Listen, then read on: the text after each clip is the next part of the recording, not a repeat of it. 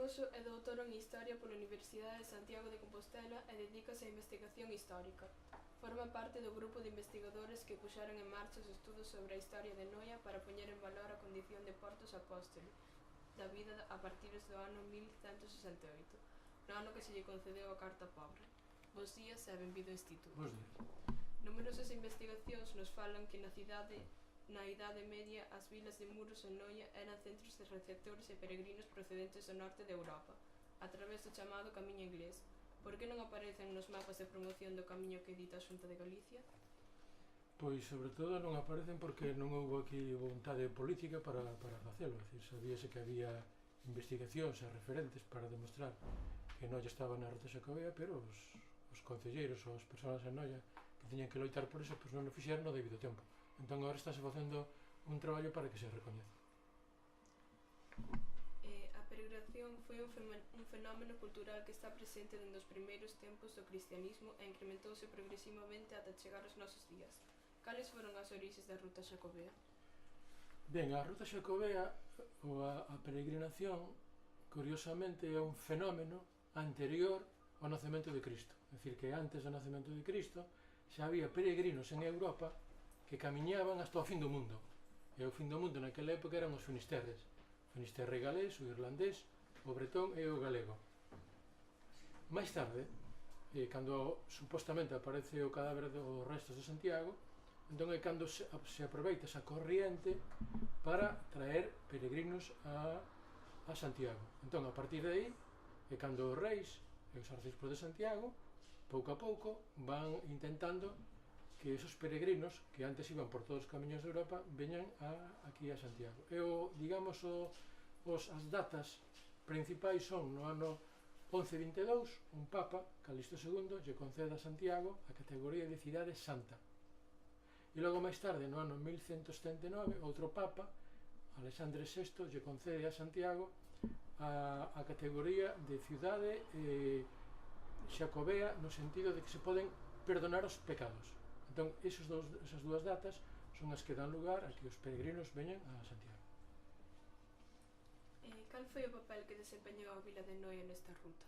Pois era un punto receptor de peregrinos que viñan por mar. Lóxicamente, un peregrino europeo que saía, por exemplo, de París, salían da Tour de Saint-Jacques, ou que saían de Bremen, ou que saían de Hamburgo, chegar a Santiago lles costaba 2 meses, incluso 3 meses. Desde os Pirineos tratábase un mes.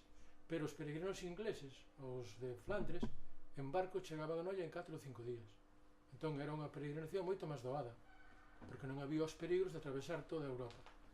Entón Noia era un porto importante, de tal maneira que moitos peregrinos chegaban aquí ao porto de Noia, entraban por unha porta que se chama Peregrina, logo vin a igrexa, collían a cuncha nunha rúa de Noia que se chama a Rúa dos Concheiros. E entón en Noia, nesa época, como había moitos peregrinos, había un hospital para eles.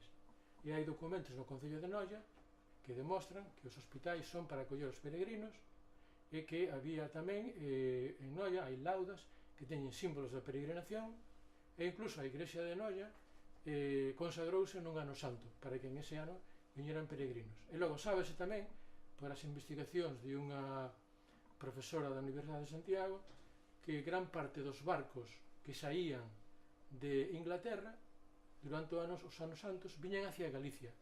Creemos que moitos desos barcos, lóxicamente, viñan cara a Noia, pero non hai prova concreta de que viñan, pero sí que viñan cara a Galicia. Que era o xubileo e cales eran os 3 requisitos básicos polo que se obtiña? Ben, o xubileo é unha palabra que significa eu agora estou xubilado, é dicir, deixei de traballar, e iso significa desde un punto de vista etimolóxico, alegría.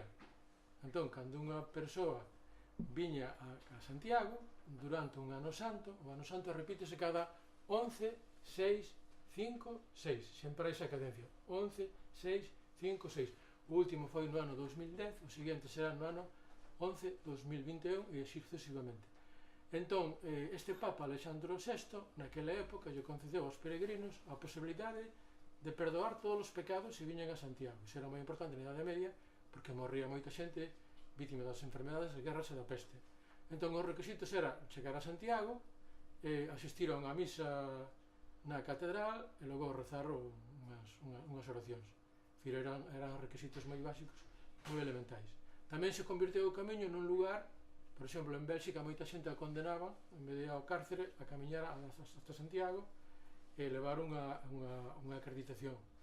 E a veces tamén se facía a peregrinación, unha persona que estaba moi enferma paga a outra persona para que lle faga a peregrinación. Eso fai hoxe en día, por exemplo, en La Meca, non? A xente de Noia, que vive en Noia, que é exipcia, paga no Cairo a un taxista para que lle leve o seu nai a Meca. Eso se facíase aquí hai 1000 anos.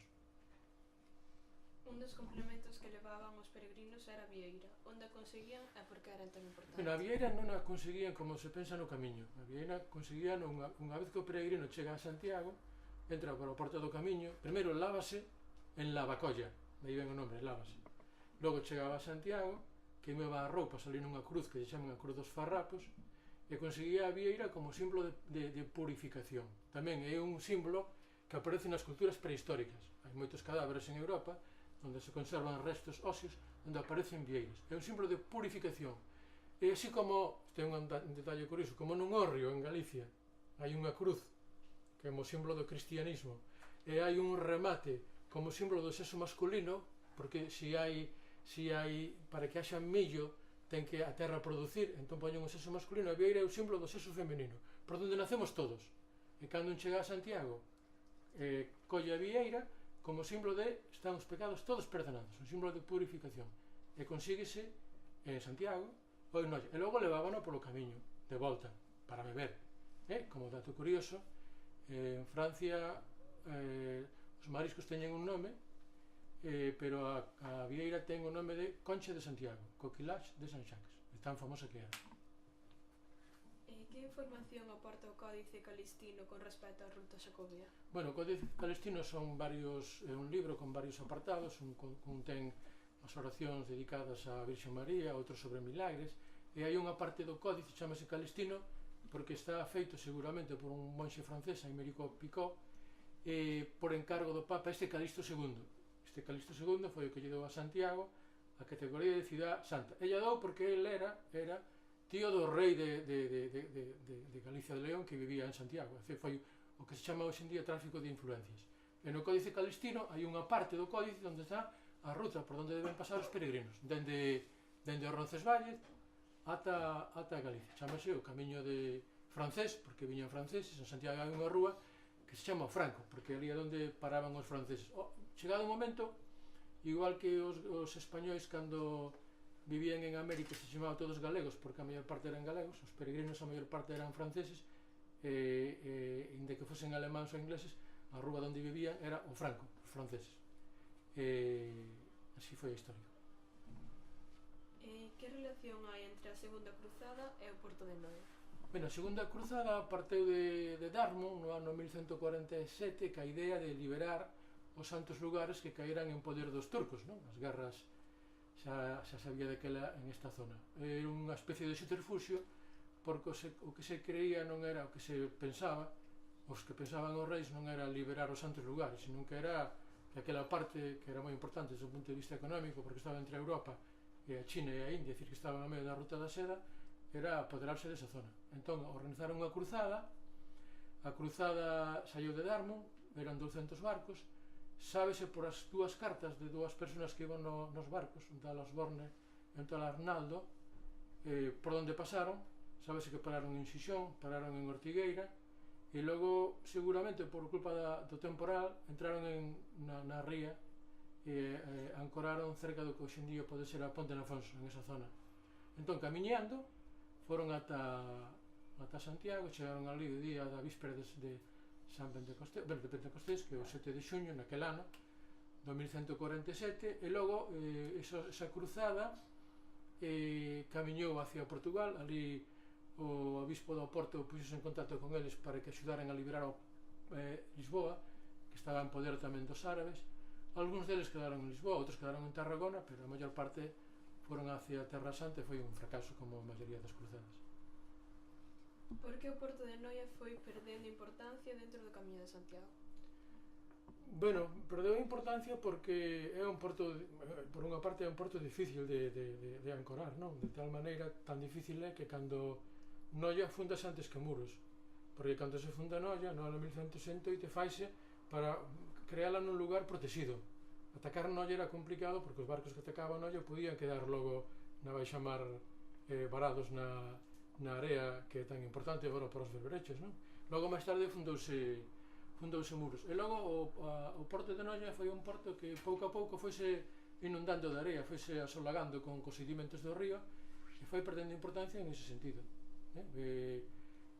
Houve unha época que era importante na Idade Media porque se che digo, no ano santo de 1343 viñeron 64 barcos de Inglaterra cara a Galicia, algún seguramente cara a Noia, pero Noia foise desenvolvendo con outras actividades, sobre todo artesanais, e logo con un pequeno comercio local, o peirao, que antes era tan importante como o de Pontevedra, pois a importancia foi quedando en Pontevedra, en Vigo e en outros peiraos, pouco a pouco foron medrando. Noia era naquela época a novena vila, ou a octava novena vila de Galicia en número de habitantes, e nos datos de onte da Voz de Galicia agora somos a 36 en número de habitantes, que foi perdendo progreso cos anos a medida de que se foron desenvolvendo outras actividades que non foron tan rentables.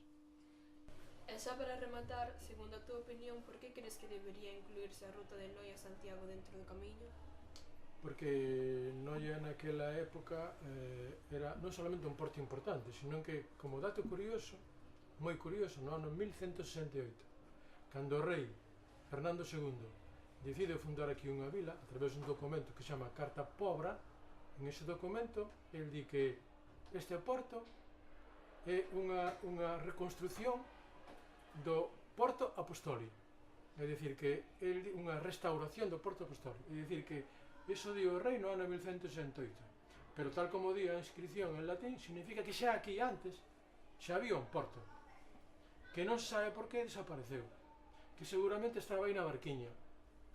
E por que desapareceu? Pois creese un coengo da Catedral de Santiago, López Ferreiro, que é o que máis sabe destes asuntos, creese que foi por un incendio, por un ataque dos normandos ou dos árabes, ou simplemente porque se foi asolagando a esa parte da barquiña cos sedimentos do río Tambre, e o porto pouco a pouco foi esmorecendo. Entón o rei o que quere é facer outro novo. Quere facer outro novo para que sea competencia co porto de Padrón, para que os barcos non vayan a Padrón, sino que veñan a Noia, porque se van a Padrón, quen se queda cos cartos das aduanas son os arcebispos, mentres que se veñen a Noia, quédase el. Entón el, para restaurar un porto que estaba destruído, crea aquí un novo, pero claro, as presións de Santiago foron tan grandes que non conseguiu, o rei que non tiña poder pero non tiña tanto, pois non conseguiu que fose un porto de realengo, sino que foi un porto arcebispal. Entón Noia, desde ese momento, convírtese outra vez nun porto de referencia, donde os peregrinos veñen aquí a Noia, porque hai un hospital para peregrinos, porque hai unha documentación no Concello, dicía antes, onde se especifica que ese hospital son para os romeros ou para os forasteiros que veñen, e ademais porque hai moitos símbolos en Noia relacionados coa peregrinación. Incluso no mosteiro dos Isoutos tamén había un cartafol onde se explicaba que os peregrinos que iban do Porto Apostoli a Santiago paraban ali. Entón era un foco importante de peregrinación, e hai vilas que están recollidas por a Xunta de Galicia no mapa que non teñen os mesmos elementos, os mesmos datos para reivindicar eso. Entón Noia ten moitos, e iso é o que estamos intentando conseguir. Pois moitas gracias polo teu tempo e ata pronto. E a vos, pola diferencia. Car